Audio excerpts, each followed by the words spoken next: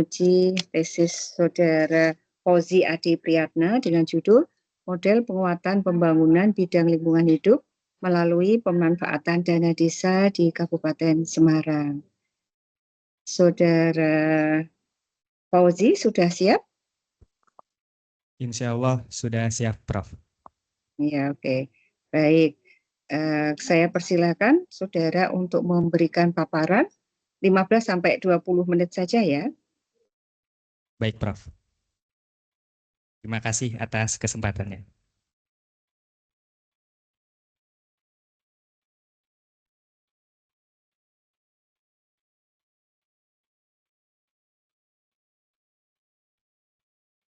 Silakan. Mohon izin untuk share screen dulu, Prof. Ya, monggo.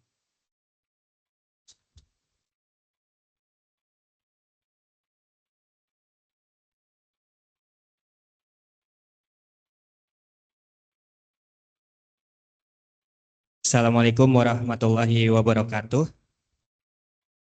Selamat pagi, yang terhormat Profesor Indah selaku dosen pembimbing 1 sekaligus dosen penguji 4.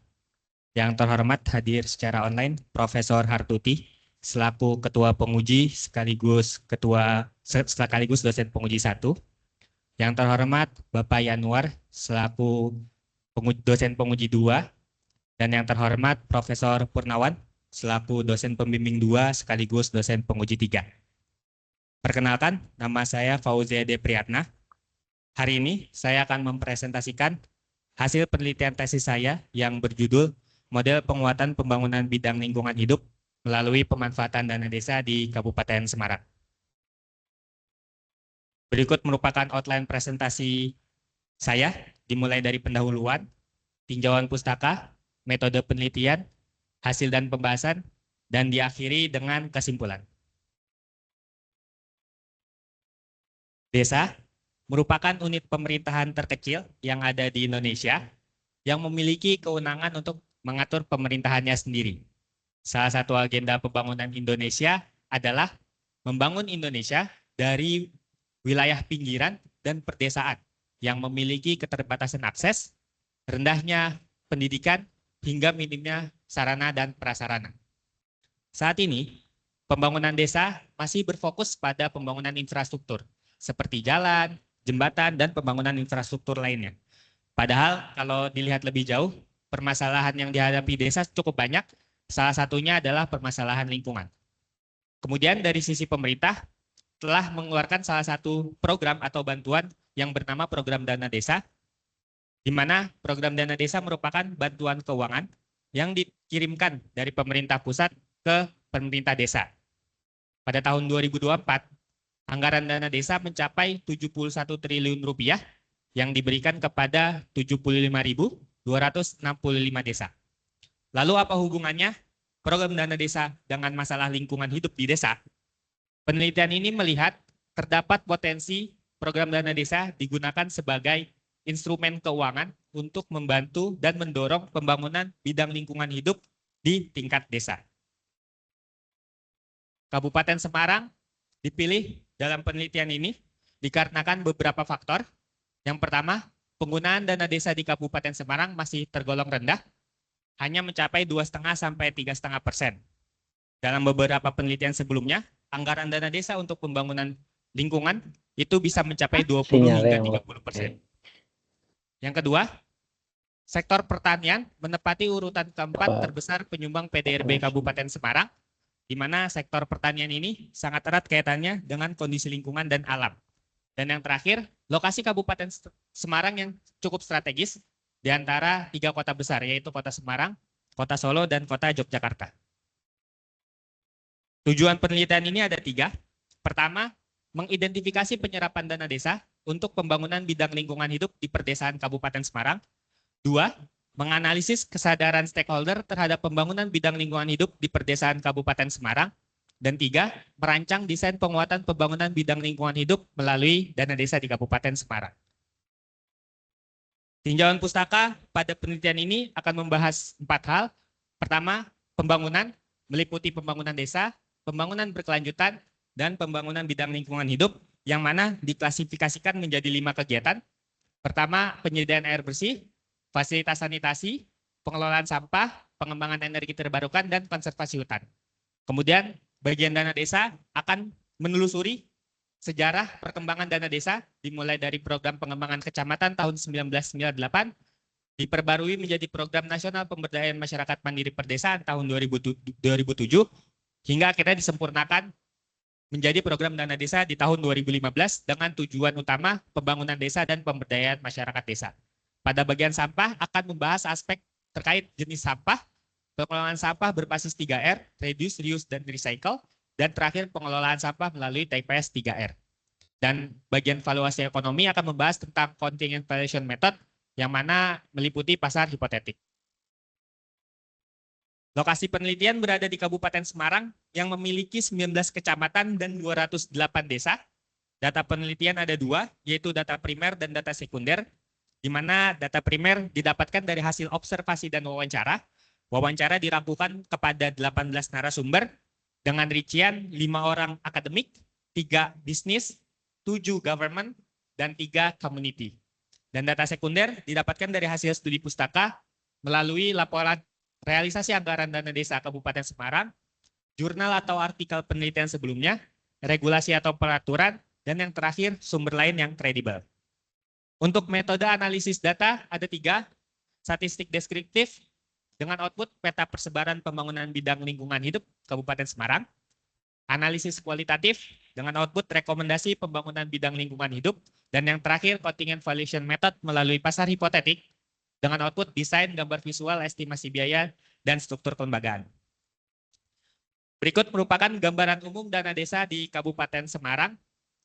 Diketahui bahwa total realisasi anggaran dana desa mencapai 588 miliar 902.648.631 rupiah, dengan pembangunan infrastruktur menempati urutan pertama yang paling banyak dianggarkan dengan dana desa. Pembangunan infrastruktur ini meliputi jalan, jembatan, hingga rumah tidak layak huni.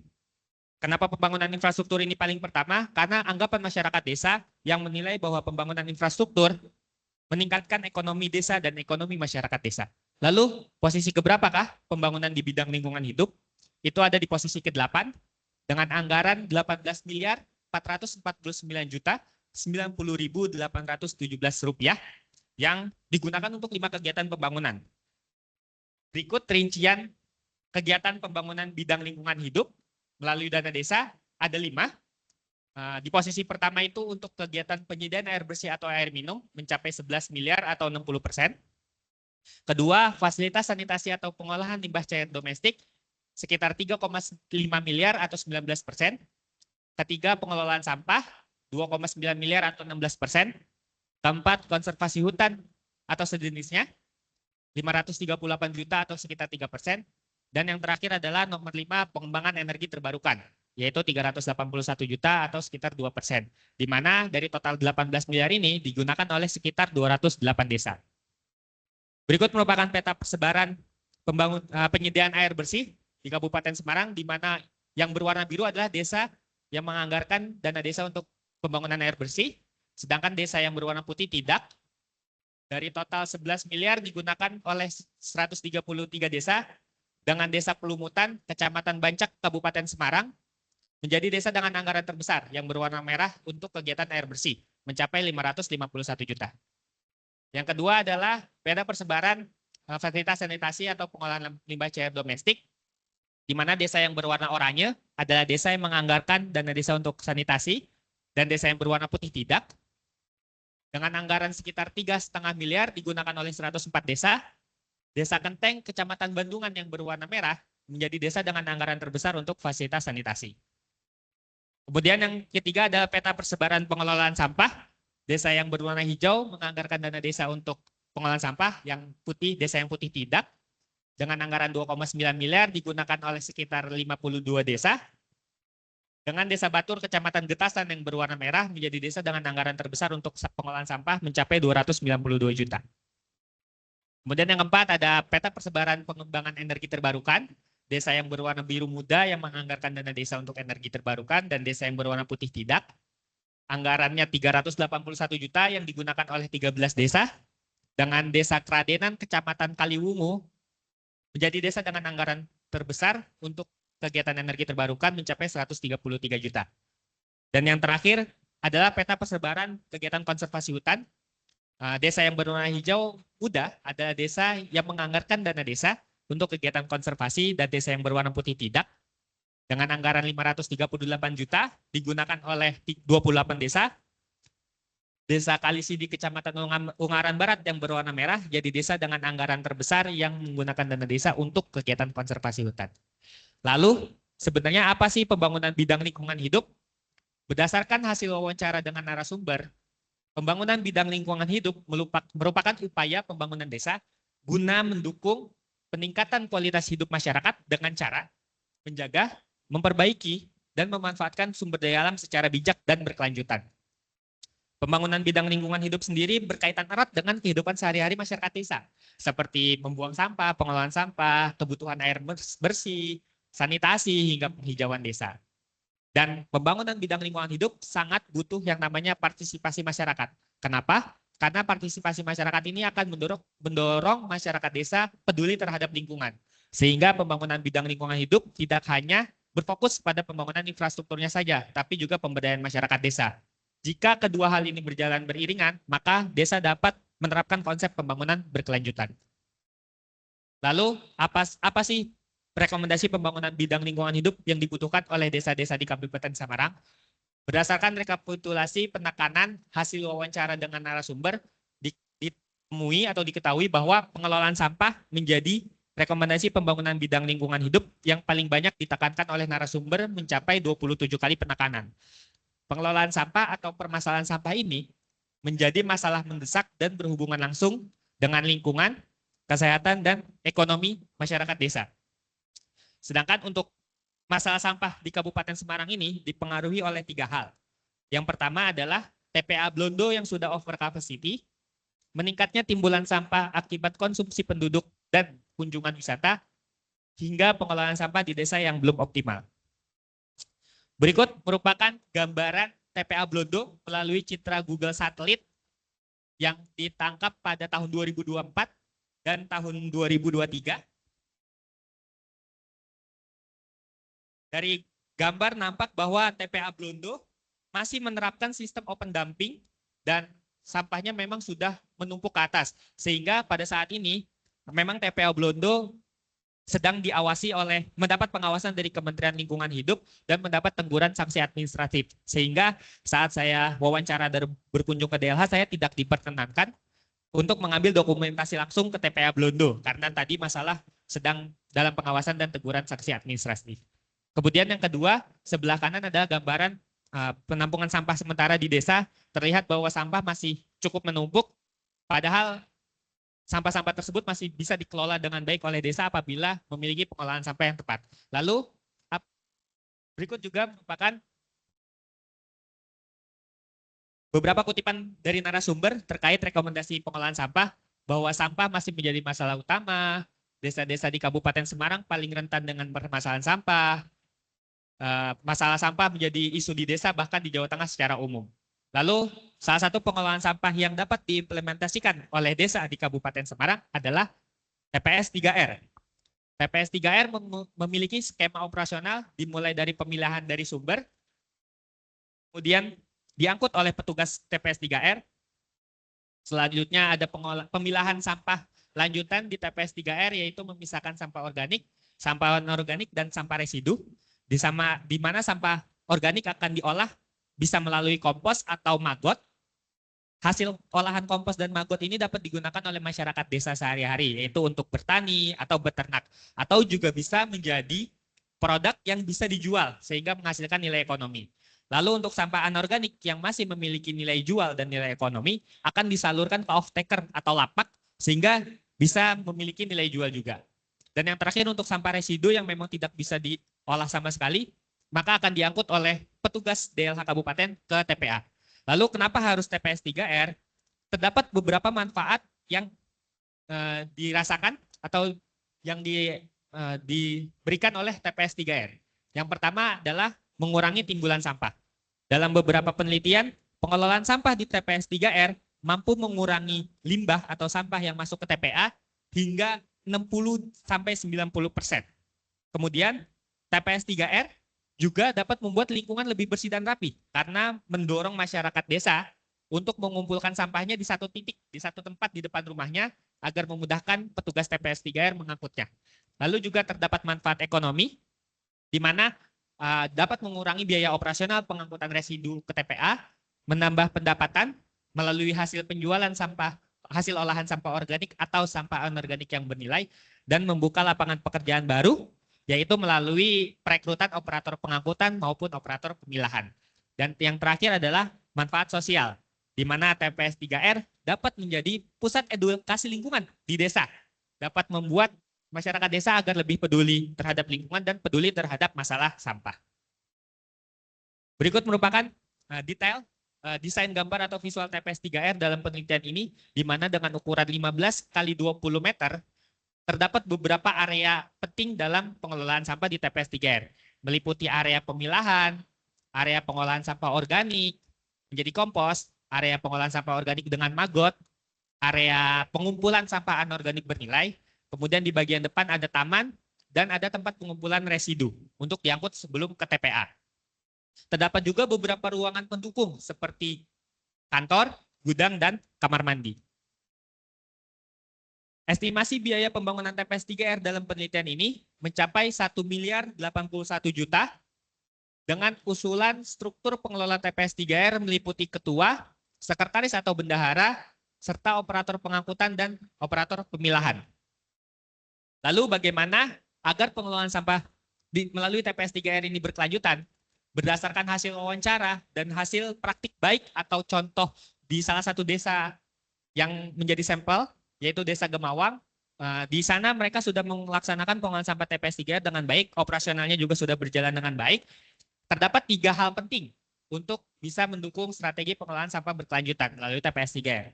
Yang pertama komitmen, kedua partisipasi masyarakat, dan yang ketiga adalah inovasi. Terakhir, kesimpulan penelitian ini ada 4. Yang pertama, bahwa anggaran dana desa di Kabupaten Semarang masih berfokus pada pembangunan infrastruktur, di mana pembangunan bidang lingkungan hidup belum menjadi prioritas. Untuk pembangunan bidang lingkungan hidup sendiri yang paling banyak dianggarkan adalah penyediaan air bersih.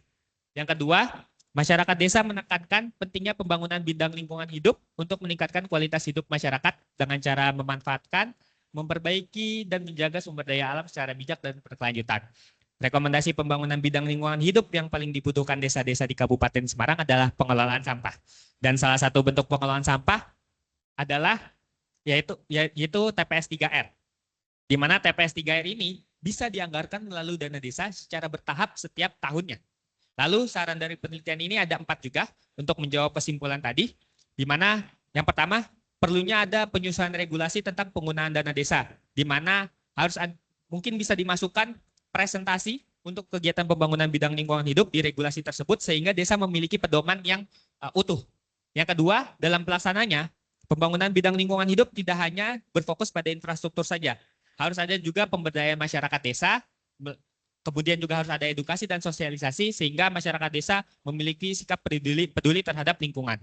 Yang ketiga, pemerintah pusat dan pemerintah daerah dapat menjadi motor atau memberikan bantuan TPS 3R atau pengelolaan sampah ke desa, baik itu bentuk bangunannya atau sarana prasarananya atau juga sosialisasi atau edukasinya.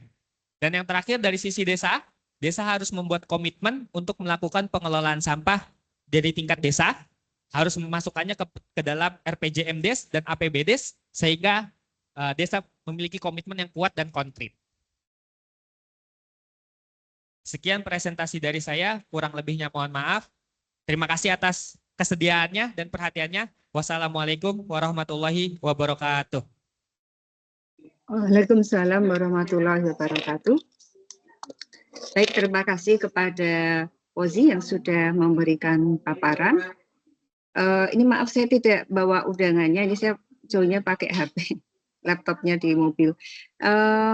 Ini yang penguji pertama saya ya Pak Yan? Iya Ibu. Ya, baik. Ya, jadi izinkan saya, Bunda, Gunawan dan Enggak apa-apa sih. yang Ada sosialisasi. Puji ya, Saudara Fauzi. Fauzi, ini terus terang saya suka judulmu ya, judulnya bagus. Model penguatan pembangunan bidang lingkungan hidup melalui pemanfaatan dana desa. Ini kan topik yang seksi begitu ya di dalam ilmu Terima kasih, Prof. pemerintahan dasar ilmunya Fauzi. Cuman sayang itu tadi PPT-nya itu dia sudah saya kasih masukan loh pada waktu Semas. Too many words. Oh, iya, Many. Prof. Iya, Ya. iya. Too many Iya. apa pakai too many. Iya, Yes. iya, Prof. Tunya tuh bener-bener oke banget gitu. Kelihatannya waktu saya bahas saya sudah bilang loh. Jadi Iya, iya, kita Prof. presentasi ini kan apalagi Fauzi ini kan government official ya, yang mungkin nanti yang saya yakin tidak hanya mungkin di dalam perjalanan pekerjaan akan banyak melakukan presentasi begitu ya dalam kehidupan sehari-hari baik menghadapi koleha maupun di masyarakat. Nah, mohon Fauzi ya, ini ilmu yang sudah diperoleh ya, soft skill yang sudah diperoleh di MIL ini selama S2 supaya diterapkan begitu ya. Jadi Baik, Prof. hadirin itu akan pusing kalau melihat terlalu banyak kata di dalam PPT. Jadi yang poin-poin penting saja. Ya, nanti penjelasannya akan diberikan oleh Fauzi, tetapi jangan kemudian every word ya. Jadi seperti word dipindah ke PPT gitu, bukan. Inilah kenapa bedanya word dengan PPT. Ya, kalau PPT itu hanya presentasi the power of points ya, bukan PPW ya, the power of words ya. Iya, Jadi Prof. sebenarnya isinya bagus, cuman sayang penampilannya itu menurut saya kurang sip ya. Gambar-gambarnya sudah oke, hanya tadi penjelasannya itu kurang sip. Oke. Nah, Baik, Prof. kemudian kalau saya lihat ini ya di tujuan penelitianmu itu ada 2, mengidentifikasi implementasi pembangunan bidang lingkungan hidup di perdesaan di Kabupaten Semarang. Apakah memang ini hanya berhenti sampai mengidentifikasi, tidak menganalisis? Untuk ya, mohon izin menjawab, Prof. Ya, untuk tujuan pertama yang mengidentifikasi, memang saya hanya sebatas identifikasi, Prof. Tidak analisis lebih mendalam. Why? Karena sebenarnya ingin memberi gambaran terlebih dahulu terkait penyerapan dana desa untuk pembangunan bidang lingkungan hidup di perdesaan Kabupaten Semarang sejauh mana, untuk kegiatan-kegiatan apa saja, seperti itu, Prof. Nah, kalau terkait dengan lingkungan hidup, jangan usah baca ya, Fauzi. Lingkungan hidup itu apa ya?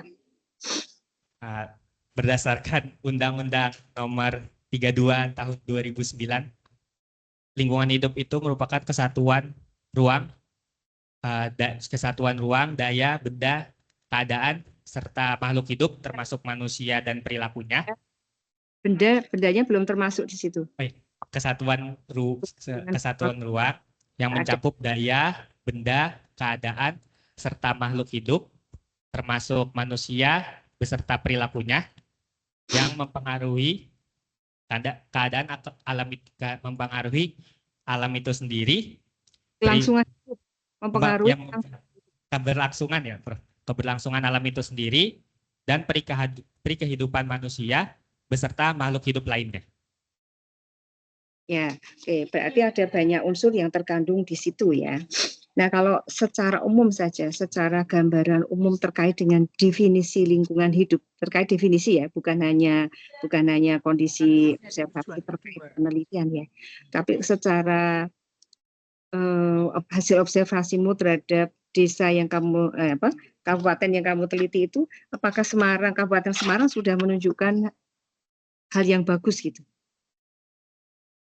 Kalau berdasarkan penelitian ini, Prof, berdasarkan hasil dana desa juga untuk pembangunan bidang lingkungan hidup, masih minim, Prof, untuk ke arah pembangunan lingkungan hidup tersebut, karena masih 2,5 hingga 3,5%. Sedangkan kalau beberapa penelitian sebelumnya itu bisa mencapai 20 hingga 30%. Jadi mungkin seharusnya desa-desa di Kabupaten Semarang dapat mendorong kembali anggaran dana desanya untuk berfokus di bidang lingkungan hidup tersebut, Prof. Itu kalau dalam cakupan desa ya. Sekarang kalau karena ini terkait dengan pekerjaanmu juga ya, terkait dalam kondisi umum secara nasional Indonesia itu seperti apa? Kalau secara nasional mungkin masih kurang juga ya, Prof. Beberapa permasalahan lingkungan hidup masih menjadi PR bagi pemerintah Indonesia, terutama di bagian pengelolaan sampah, kemudian konservasi hutan, di mana ya boleh sedikit mengambil contoh yang berita terbaru, Prof, yang terkait bencana di Sumatera Utara dan Aceh, yang ternyata beberapa hutan gundul akibat adanya penebangan, terus akhirnya menyebabkan longsor dan menimbulkan dampak ke masyarakat. Seperti itu, Prof, kalau dari pendapat saya. Walaupun sebetulnya sudah ada kewajiban kan untuk memperhatikan aspek lingkungan gitu. Ya, betul, Prof. Ya, ini karena di manfaat penelitiannya Fauzi, desa terkadang lupa aspek lingkungan hidup perlu diperhatikan di dalam pembangunan. Nah, apakah ini merupakan fakta yang benar terjadi? Kalau dari wawancara dengan 3 desa ya, Prof, itu mereka memang masih berfokus pada pembangunan yang memiliki manfaat secara luas dan langsung kepada masyarakat, seperti pembangunan jalan desa, jalan pertanian, kemudian pembangunan objek wisata agar bisa mendongkrak ekonomi desa. Sehingga masalah-masalah lingkungan mungkin menjadi prioritas kesekian ketika memang sudah terpenuhi untuk kegiatan-kegiatan yang penting atau kegiatan-kegiatan yang terlihat seperti itu, Prof. Nah, berarti kalau saya ini sudah ujian terakhir ya, saya sudah menguji kemarin waktu hasil juga.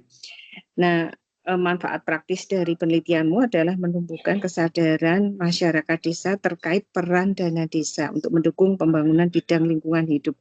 Nah, secara umum itu kesadaran masyarakat desa itu seperti apa dan apa yang harus dilakukan? Secara umum, berdasarkan hasil wawancara juga, Prof, dengan masyarakat desa sampel, desa-desa contoh ya, itu memang mereka menganggap pembangunan di bidang lingkungan hidup ya, itu sebenarnya penting. Tetapi karena kebutuhan masyarakat desa mendesak itu yang terlihat, dalam arti kata yang benar-benar nampak di pandangannya mereka, seperti tadi jalan, wisata. Jadi mereka sadar itu penting, tapi belum belum berkepikiran kalau itu tuh punya manfaat lebih gitu, Prof. Punya manfaat yang lebih, yang bisa untuk jangka panjang gitu.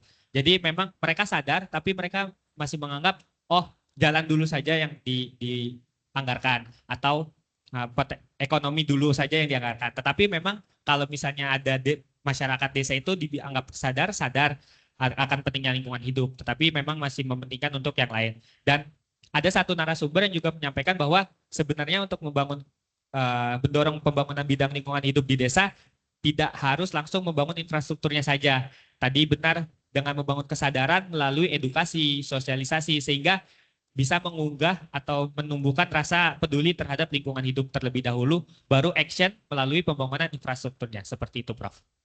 Ya, kan juga ditulis oleh Fauzi bahwa pembangunan lingkungan itu menjadi kebutuhan dasar manusia yang harus dipenuhi, kan? Ya, betul, Prof. Dalam kalimatmu, sehingga ini sebetulnya pembangunan yang terkait lingkungan hidup itu merupakan kebutuhan dasar. Sejauh mana sih pemahaman masyarakat desa terhadap pentingnya lingkungan hidup, pembangunan lingkungan itu sebagai kebutuhan dasar itu sejauh mana? Untuk sejauh mana bisa diambil contoh itu untuk kebutuhan air, Prof.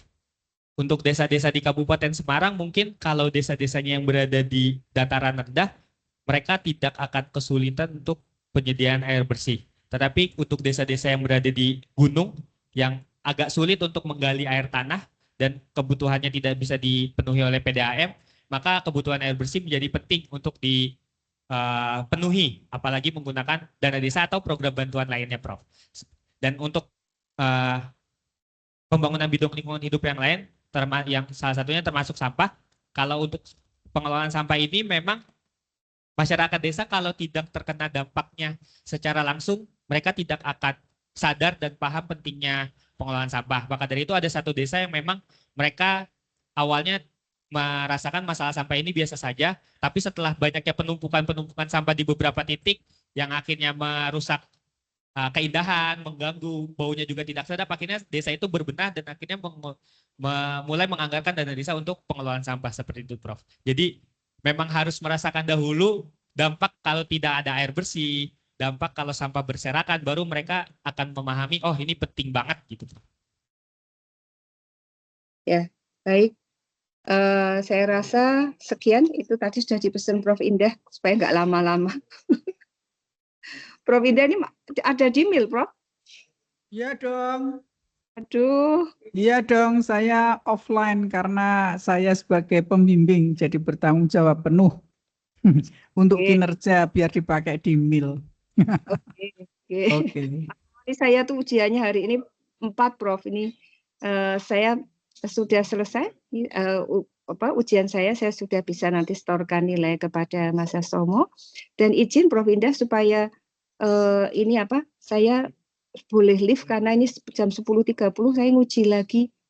Ini tuh karena kesepakatan banyak dosen susah mencari jam-jam yang bisa mengakomodasi kepentingan semua begitu. Jadi ini masih ada beberapa lagi. Ya, hari ini saya mohon izin ya Prof. Indah, saya supaya diizinkan live ya. Nah, nanti yang memimpin sidang siapa ini? Saya aja, apa-apa, Prof.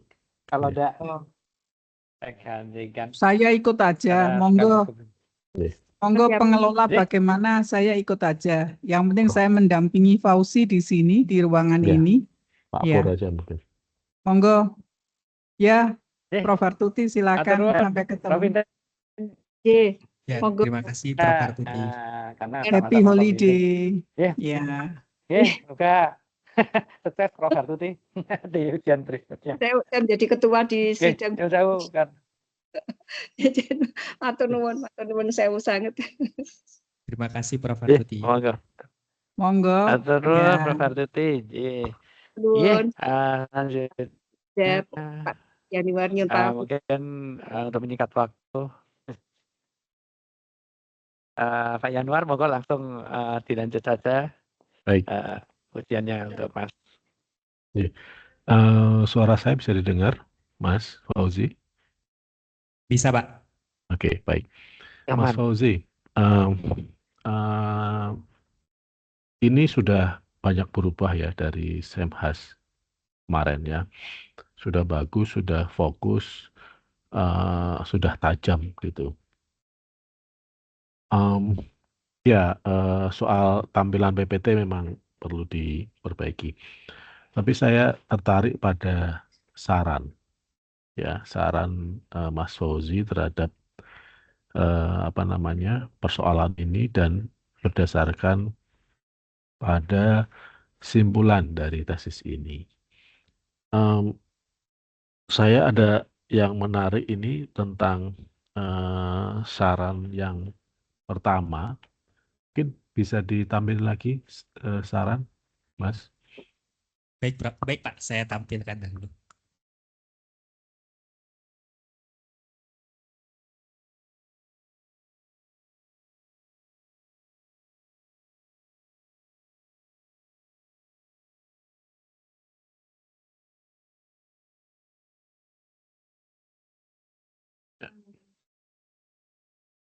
Langsung ke saran.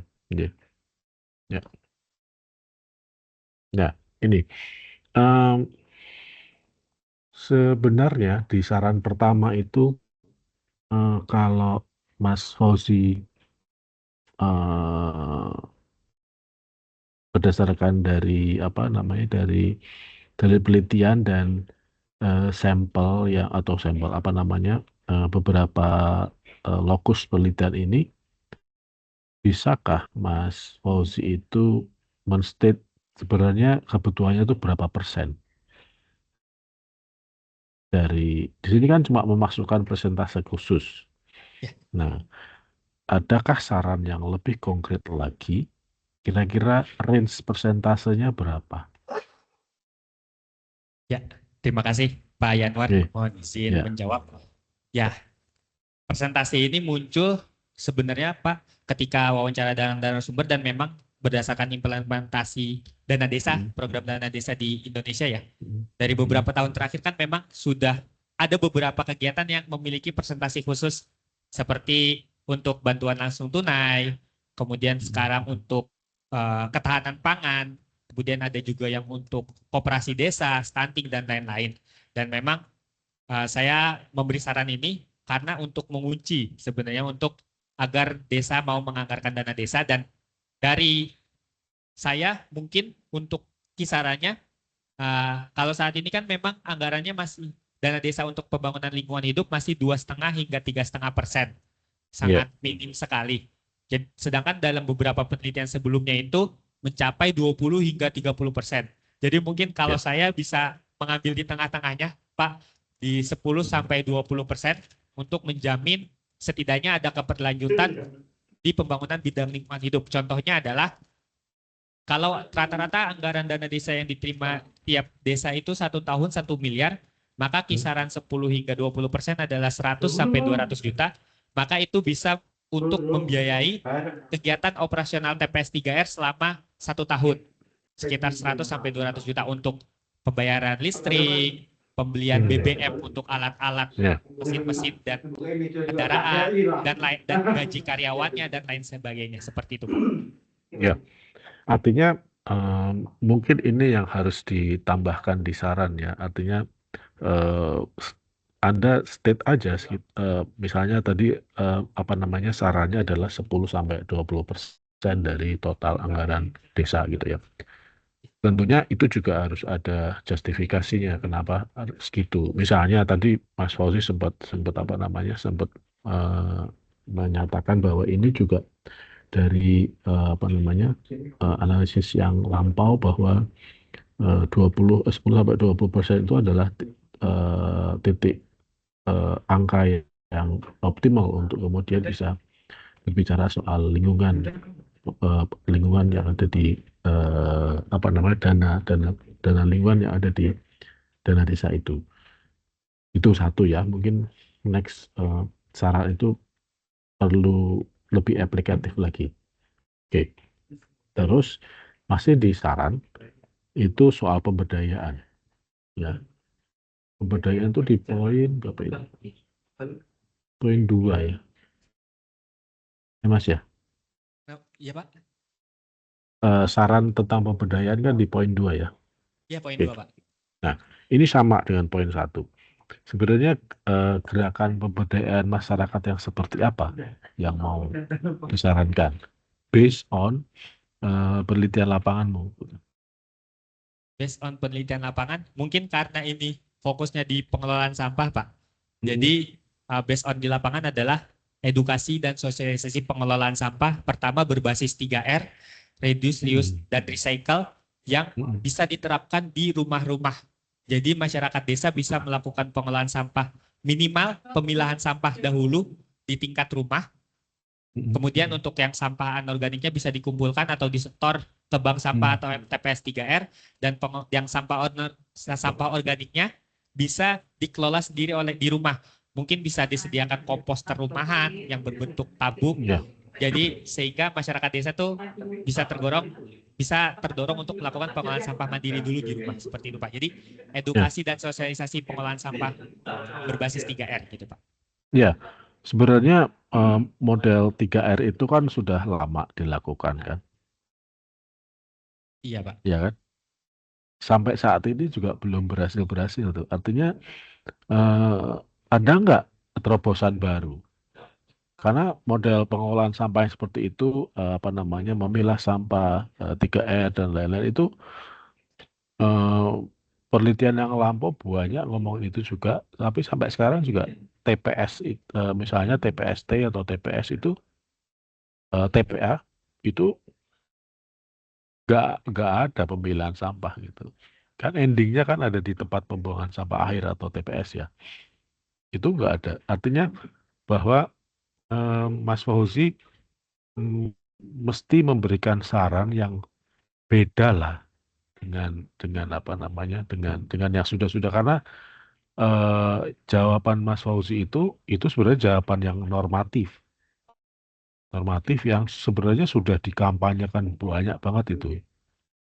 Saya pernah baca penelitian tentang itu juga, tentang pengolahan sampah tuh sama, model-model apa namanya, model-model pemberdayaannya tuh sama. Jadi dan sampai sekarang belum belum ada penelitian yang sebenarnya bisa mengukur apakah sebenarnya efektif nggak sih kampanye pemberdayaan masyarakat soal pemilahan sampah gitu. Jadi ya ini mungkin saran ke depan ya, artinya bahwa harus ada terobosan baru karena selama ini soal pemilihan sampah itu tidak begitu berhasil. Buktinya di mana, di tempat pembuangan sampah akhir itu masih campur juga gitu. Campur. Ya, Pak. Gitu ya. Itu Baik, Pak. kemudian artinya saran yang Mas Fauzi harus tuliskan itu saya masih menilai masih bersifat normatif. Baik, Pak. Tegas aja Mbak, tegas aja Pak, Mas. Jadi tegas, saya mau menjalankan ini operasionalnya sampai segini. Baik. Tentunya based on result your research gitu. Saya rasa itu Pak Pur dari saya. Matur nuwun. Terima kasih Pak Yanwar. Pak Januar. Iya. Ya ini berarti tinggal saya ya, Mas Fauzi ya. Baik, Mas Prof. Fauzi. Kalau kemarin memang saya sudah memberikan sedikit saran begitu ya, agar tetap sustain ya. Iya, Prof. Tuh. Pengelolaan itu sustain gitu ya. Bagaimana caranya biar tetap sustain. Kira-kira tadi yang disampaikan Pak Yanwar memang benar begitu ya. Banyak sudah dilakukan, 3R ini sudah dilakukan. Sustain-nya seperti apa, keberlanjutannya seperti apa gitu loh.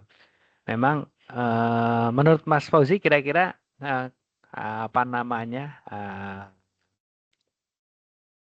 langkah yang kira-kira tepat begitu ya bagi pemerintah desa untuk membuat apa namanya pengelolaan sampah ini bisa berkelanjutan apa gitu Mas? Oke. Ya, mohon izin Prof. Purnawan menjawab. Oke. Ya, berdasarkan tadi juga ya Prof, di PPT terdapat 3 strategi pengelolaan sampah berkelanjutan melalui TPS 3R. Ini saya simpulkan atau saya rangkum berdasarkan hasil wawancara dengan narasumber, di mana narasumber ini merupakan pengelola TPS 3R di Desa Gemawang yang sudah berjalan, operasionalnya sudah bagus, dan saya mendapat atau menemukan 3 hal ini, Prof. Komitmen, partisipasi masyarakat, dan inovasi. Yang pertama di komitmen, jadi di sini peran kepala desa yang paling penting untuk Masih membentuk putus-putus komitmen. apa masih didengar? Tes, Prof. Apakah masih putus-putus, Prof? Sudah agak lumayan. Jadi peran kepala desa di sini sangat penting untuk membangun komitmen. Karena kepala desa yang memiliki komitmen untuk melakukan pengelolaan sampah di tingkat desa, pasti akan mengarahkan seluruh masyarakat desanya, akan mengarahkan seluruh perangkat desanya untuk mencapai tujuan tersebut. Sehingga komitmen kepala desa ini seperti motor penggerak di desa untuk melakukan pengelolaan sampah. Dan komitmen kepala desa ini tidak hanya sebatas ucapan, Prof. Jadi komitmen ini dituangkan ke dalam peraturan desa tentang lingkungan hidup, peraturan desa tentang pengelolaan sampah. Kemudian diturunkan lagi dan dimasukkan lagi kepada RPJMDes, Rencana Pembangunan Jangka Menengah Desa, dan akhirnya harus dimasukkan ke dalam APBDes atau Anggaran Pendapatan Belanja Desa. Dari komitmen inilah pengelolaan sampah TPS 3R itu bisa berkelanjutan. Yang kedua, partisipasi masyarakat atau peran masyarakat. Menyambung dari komitmen tadi, mungkin tadi komitmen dari kepala desa ini, maka masyarakat juga harus diajak, diedukasi. TPS 3R di Desa Gemawang ini berawal dari program ingin mengurangi sampah. Jadi bentuknya itu pelayanan pengelolaan sampah di masyarakat. Jadi masyarakat mau nggak mau harus ikut untuk pengelolaan sampah tersebut. Tidak ditarik iuran pada saat pertama-tama TPS 3R ini terbentuk.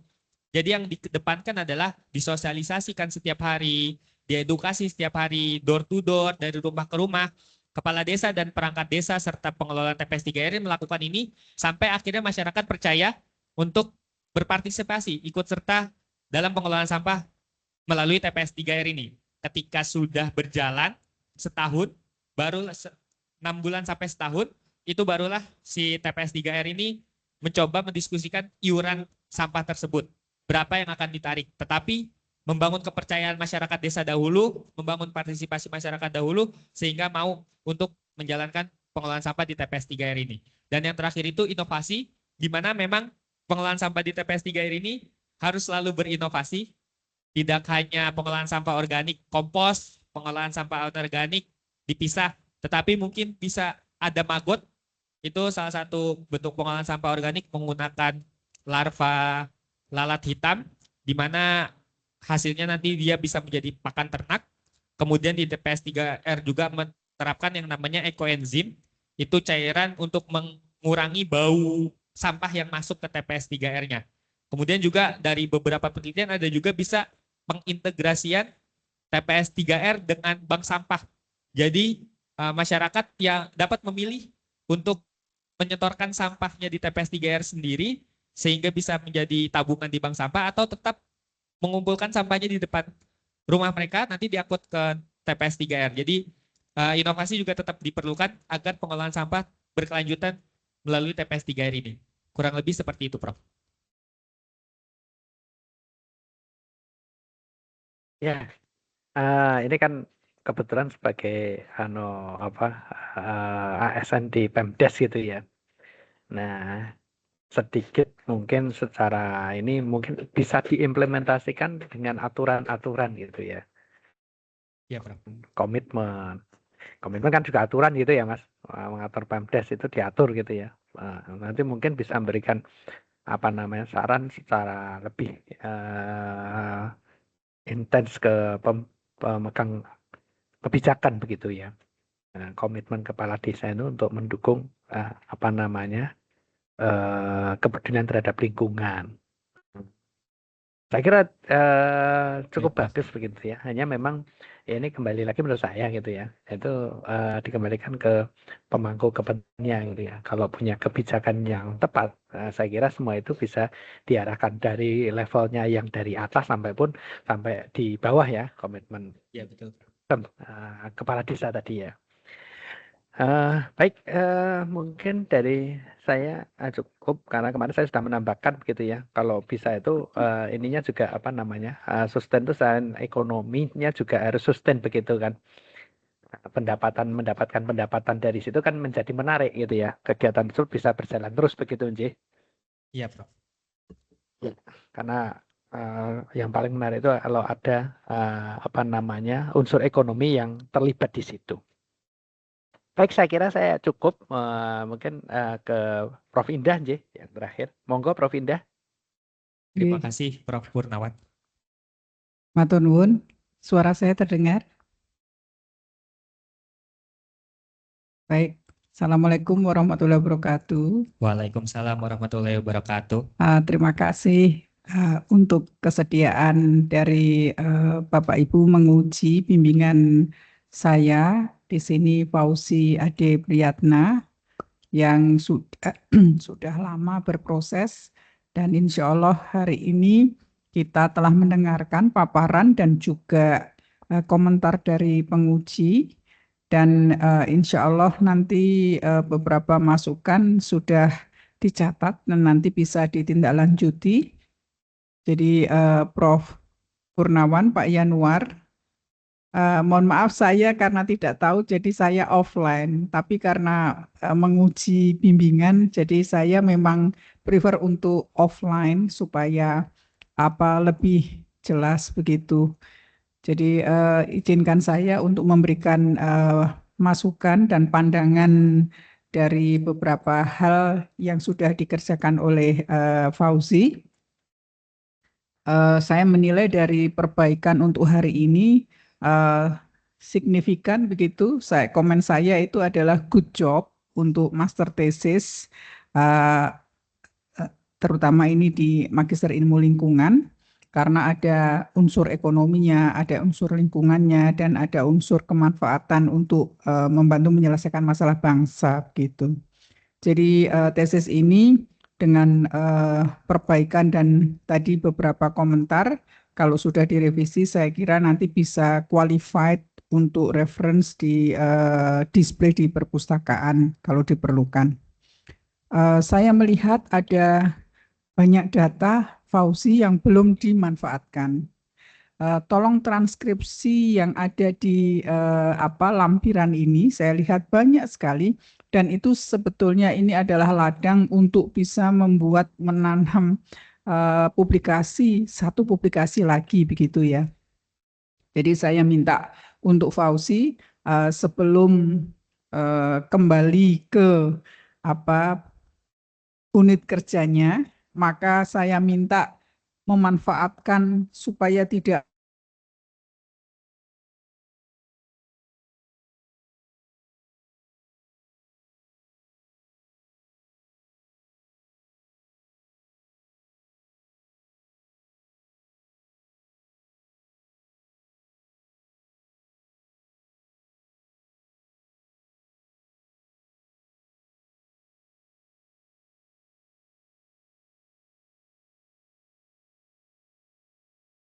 Nggak ada suaranya ya. Pak Pur, ada suaranya nggak? Saya nggak dengar suaranya. Saya kok habis suaranya enggak ada ya? Oke, tes. Oh, Pak mati Agus. kontak Pak Has ya. Oke. Pak Has, Pak Agus. Mohon maaf, suaranya enggak sampai. Pak Fauzi.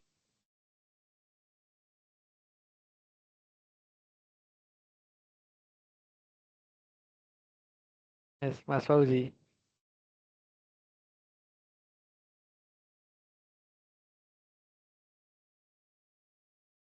Suaranya.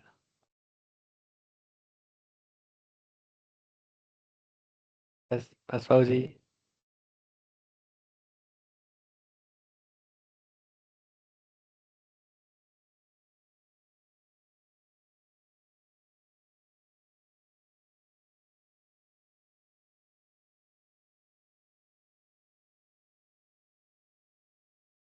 Yes, Mas Fauzi.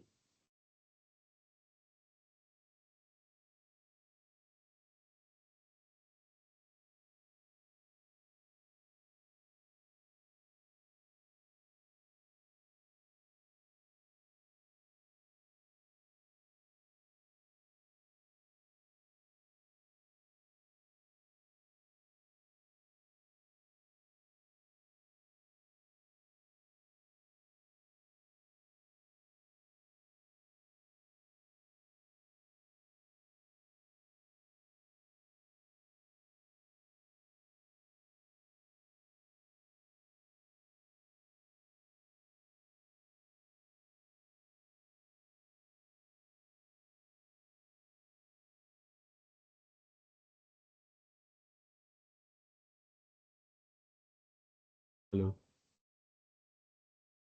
Lagi gangguan nggak? Mas, ini suaranya enggak bisa dengar dari kami. Ye. Oh, lah mati listrik. Oh iya sudah. Ye. Mati listrik. Ya. Ye. Ngatur nuwun. Yo, internetnya mati Pak Janar tadi.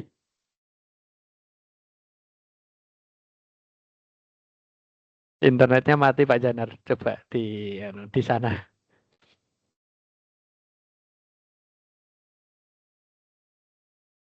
Lagi mati ya.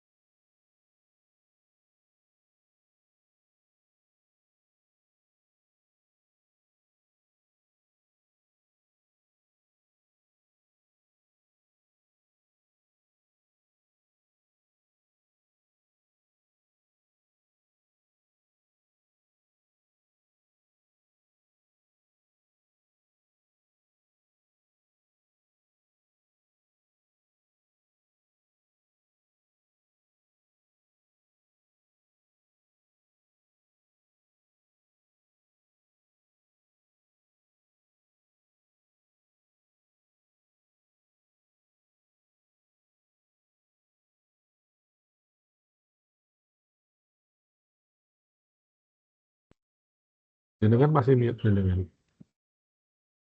Pak Has masih mute itu.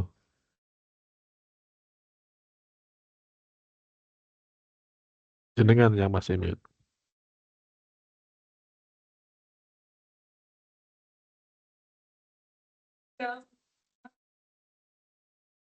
Belum, Pak. Masih mute. Bagus semua masih mute. Ya, itu. Ya.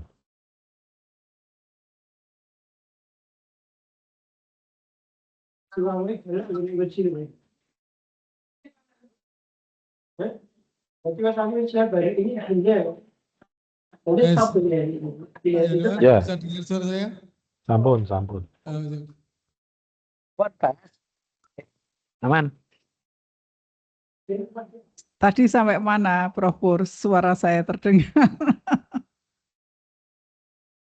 Baru awal-awal tadi Prof Indah cuma terus baru mulai apa tadi keberlanjutan tadi kalau waktu yang saya dengar terus hilang. Oh, jadi izin saya ulangi. Naomi mau Mungkin belanja kapan? jadi saya izin melaporkan bahwa untuk Saudara Fauzi Ade Priyatna, ini kalau menurut pendapat saya he did a good job untuk master thesis, dan dari masukan-masukan yang tadi sudah diberikan direvisi, nanti bisa qualified untuk display reference di library, baik itu di Undip maupun di MIL, bisa di-display karena bisa dipakai untuk acuan bagi mahasiswa lainnya. Suara saya sudah terdengar lagi? Suara Sangat saya jelas terdengar? ini Prof Indah. Sangat Sampun, jelas ini nggih. Prof Indah. Oke. Jadi ini Saudara Fauzi itu mendapatkan banyak data dan transkripsi, hampir ada 100 lembar kalau nggak salah di sini, itu transkripsi dari wawancara. Sehingga saya menyarankan untuk Fauzi untuk memprosit satu publikasi lagi, karena di ilmu lingkungan kan kita nggak boleh ada waste whatever waste, ya. Jadi apalagi waste-nya di sini adalah data transkripsi yang belum dimasukkan di dalam tesis, sehingga saya minta compulsory, jadi permintaan yang mendesak untuk bisa dibuatkan satu draft publikasi lagi. Nah, nanti author-co-authornya saya minta Fauzi untuk menanyakan satu persatu kepada tim penguji dan tim pembimbing, siapa yang berkenan untuk berkontribusi, nanti namanya dimasukkan di dalam author-co-author. Karena ini sayang untuk tidak dimasukkan hal yang penting begitu. Untuk tadi, bagaimana implementasi strategi penguatan pembangunan di bidang lingkungan hidup di desa, untuk dana desa itu tadi. Jadi ini nanti bisa memberikan kinerja baik untuk Saudara Fauzi sendiri maupun untuk di Magister Ilmu Lingkungan, dan jangan lupa sitasi dari pembimbing maupun penguji yang namanya masuk di dalam author-co-author nanti harus dimasukkan untuk mengupgrade sitasi dari Universitas Diponegoro, begitu. Prof Indah, masukannya luar biasa. Kalau masih ditambah satu lagi, saya kira Mas Fauzi ini punya kapabilitas yang cukup lah, baik gitu ya. Karena memang ketekunannya luar biasa itu. Saya lihat Fauzi setelah kita gembleng untuk beberapa tahun terakhir ini ulet dan rajin dan punya kinerja. Saya yakin bisa menghasilkan satu lagi begitu. Nanti kami bantu untuk mencarikan outlet jurnalnya, dan kalau memang diperlukan untuk membayar, maka insya Allah nanti saya bersedia untuk bisa membantu menanggulangi dahulu, karena siapa tahu nanti bisa di programnya Undip kan bisa klaimkan. Kalaupun tidak, maka nanti kita 50-50 ya. Jadi itu. Siap, nanti kita bisa share untuk APC-nya. Jadi nanti diusahakan dari MIL Pak Pur supaya bisa ada kontribusi lagi. Di Q3 itu bisa saya kira Q3 Q4 Insya Allah bisa. targetnya. Nggih. Paling luput-luputnya itu ya di Jurnal Ilmu Lingkungan karena di Sinta 2. Demikian saya kira apa pandangan saya sebagai pembimbing untuk Saudara Fauzi. Ini kerja yang bagus dan kami ucapkan terima kasih dan congratulations, matur nuwun untuk pengelola MIL dan juga penguji yang sudah berkenan memberikan masukannya. Terima kasih. Assalamualaikum warahmatullahi wabarakatuh. Waktu saya kembalikan kepada Prof. Pur. Monggo, Prof. Oke, atau Prof. Indah. Sebentar, saya ini. Matur nuwun sangat Prof. Indah. Dengan berakhirnya masukan dari Prof. Indah tadi, berakhirlah sidang tesis atas nama Fauzi. Untuk itu mungkin bagi penguji mohon berkenan mengisi nilai di link, kemudian akan segera kami bisa proses untuk nilai dan lain-lainnya. Mungkin dari hasil ujian ini sebagai ketua penguji kami bisa menyimpulkan Mas Fauzi bisa lulus nggih. Selamat Mas Fauzi. Gitu. Terima kasih banyak Prof. Dari masukannya cukup luar biasa. Terima kasih Yanwar, Prof. Hartuti, terutama Prof. Indah sebagai pembimbing pertama yang sangat luar biasa bisa menghasilkan nanti 2 publikasi untuk Mas Fauzi, dan kita berharap Mas Fauzi tidak berhenti walaupun sudah selesai ini di Kementerian Desa bisa lebih berperan aktif dengan setelah setelah menyelesaikan kuliah di lingkungan. Semoga di desa semakin terwarnai dengan ilmu-ilmu lingkungan dari apa yang dipelajari di ilmu lingkungan ini. Mungkin itu yang bisa saya sampaikan. Kurang lebihnya mohon maaf. Mungkin sidang bisa kita akhiri. Bila taufiq wal hidayah. Wassalamualaikum warahmatullahi wabarakatuh. Waalaikumsalam. Sekarang siang saya izin dulu Prof. Indah. Monggo nderekaken. Selamat. Terima kasih Pak. Happy holiday. Prof. Indah, saya duluan Prof. Indah. Monggo Pak Yan.